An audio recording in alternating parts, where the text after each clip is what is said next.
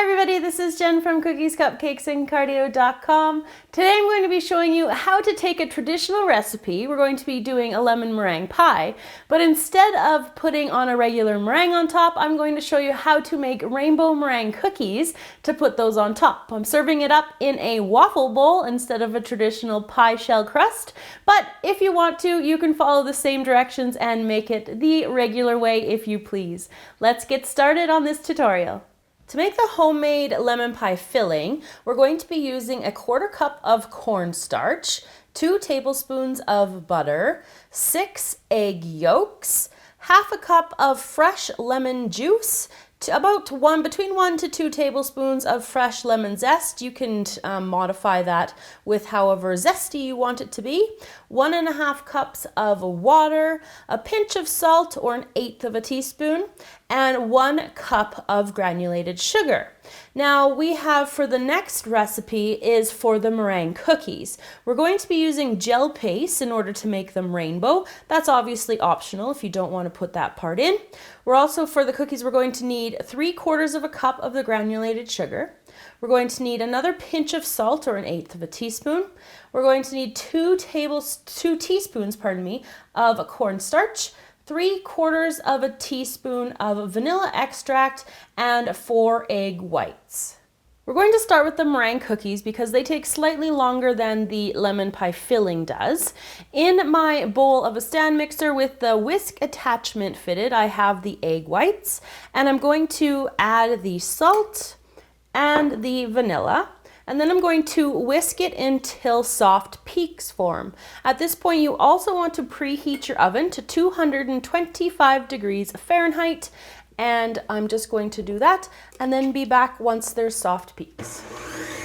Once you have your soft peaks, you're going to take your cornstarch and put it into your sugar, like that. And then I'm just going to whisk this up so it's nice and mixed together. With the mixer on medium speed, I'm going to slowly add the sugar into the egg whites, and I'm going to whip it on high speed after I've got all of the sugar in until the peaks are stiff and the mixture is shiny and glossy. Like I said at the beginning, you don't have to rainbow these meringue cookies, but it does add a really cool texture to them. So I've got my 6 different colors here and 6 different paint brushes, and I'm just going to put my paintbrush into the gel paste and into the bag. I'm just lining the bag. Now you don't have to be neat or clean or anything. You just put a stripe right down one of the sides there, and then just go all the way around, just making sure you get enough of the coloring in there and that you fill up your bag, leaving a little gap in between each of the different colors so they don't run too quickly. Now this recipe is going to make enough meringues that you're going to have to do this twice, and you're going to need to use a clean bag each time or you're going to get a really ugly color at the very end. So you want to get a new bag, throw this one out if it's a disposable one, and use a fresh one for the second batch of the cookies. With your bag ready and the meringue ready, just using a spatula, I'm just going to put the meringue into the bag here and just let it drip down. And again, if you get color bleed or anything at this point, no big deal. And you just want to fill it reasonably full that you're comfortable with piping. And it's going to be a little bit messy, so just have fun with it, just like that. I have my baking tray and it's lined with parchment paper, and I've got my bag ready to go.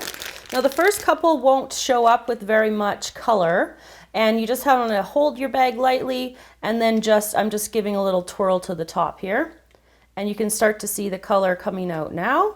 And you want to make sure that you pipe them, just leaving a little gap in between each of the meringue cookies. And you can use any kind of tip that you want. I've just got a classic star tip on the end of this here. Now we're going to bake these in the oven at the 225 preheated degree one that I was telling you about earlier. And we're going to bake them for about an hour. It's going to let them cool off, or it's going to let them cool and dry out completely. Before the meringues are completely ready, when you've baked them for 1 hour, you want to make sure that you turn the oven off, Don't open the oven door and leave them for a second hour just inside the oven, and they're going to continue to dry out over that second hour. Once the second hour is up, you can take them out and put them onto a cooling rack to let them cool completely, and now you can enjoy them just as they are, like as a cookie, or you can take it to the next level and make them into a lemon pie topping, which we're going to do next. Starting on the lemon pie filling, I have my saucepan here with the water in it, and I've got it on medium heat. I'm going to add the sugar into here and the cornstarch. Get it all in there, and the salt. And using a whisk, I'm going to whisk it constantly until I start to get a translucent color, and then I'll be back to show you the next step. So now that the color is starting to change, it's also starting to thicken up. I'm going to try to add about 2 eggs at a time, or 2 of the egg yolks at a time, and just want to mix them in until they're all combined here. Add 2 more. And I'm just going to be adding all my ingredients. I've kept my temperature, I just lowered it slightly because I didn't want to burn it. And I'm just going to keep whisking. It's nice and thick now, it's thickening up really well. So I'm just continuing to whisk. I'm going to add my butter in, come on there, and my lemon juice, and the lemon zest. So I'm going to continue to mix this up. And once I've got it all combined, it's nice and thick, I'm going to bring it back to a simmer, and then I'm going to take it off the heat.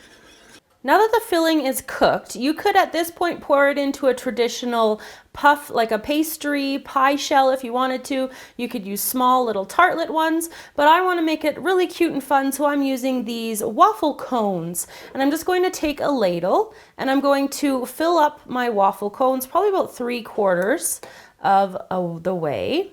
Just like this, and then I'm going to put them into the fridge. Now, sometimes fillings like this may develop what's called a skin on top. To prevent that, if you're worried about that, you can just put a little piece of saran wrap onto the top, like I just laid across there, and you could put them into the fridge for about 2 hours to cool and set completely. Once your little mini pies are cooled, you can put your meringue cookies on top. Now, just a little advice, if you want the meringues to stay nice and crispy like they are when they're a cookie, you want to put them on right before you serve, because the colors can run and they also will soften because of the filling underneath them.